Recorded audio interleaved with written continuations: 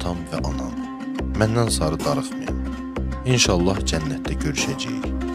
Mənim üçün bol-bol dua edin. Vətənin dar günündə ürəyim dözmür. Allaha xatir bunu eləməliyim. Ən azından ürəyim sərinlik tapır.